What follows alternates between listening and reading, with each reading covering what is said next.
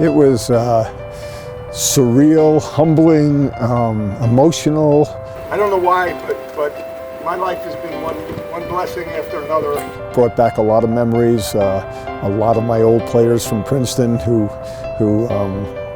supported this field dedication were there. Guys who I haven't seen in some cases for 25, 30 years. It went all the way from that and those old great stories and being humbling with the support of the field being in my name to also coaching our 18-year-olds and getting them in a game against Princeton, who I had never played against since I'd been out here at Denver. It was interesting because during the week I told them, we're big on focus and making sure you're ready and all that stuff.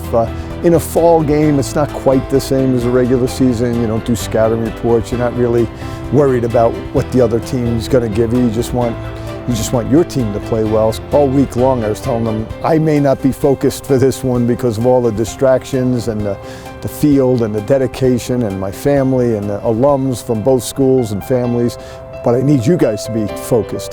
I tell you, the guys came out on fire and they really were focused and they did a really good job.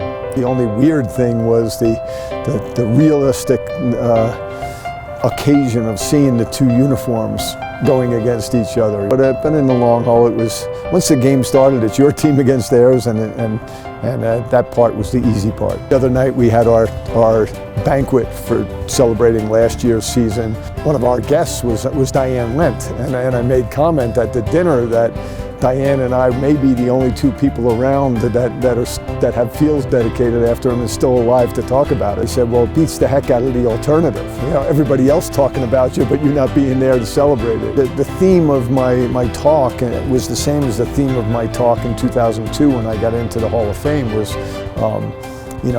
is remembering what others had to give for you to achieve your success. First and foremost is your family. You move them all over the country 4 different times, and and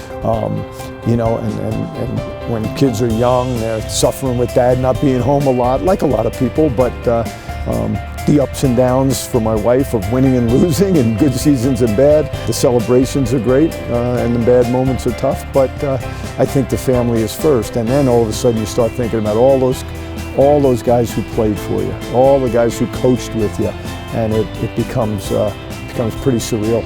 We've been very blessed. We've won 7 national championships. No matter how many I've been blessed to experience, the group that you have now hasn't experienced that yet. And so I think if you're a coach who cares about his players and cares about what he's doing, you want them to feel that ultimate reward.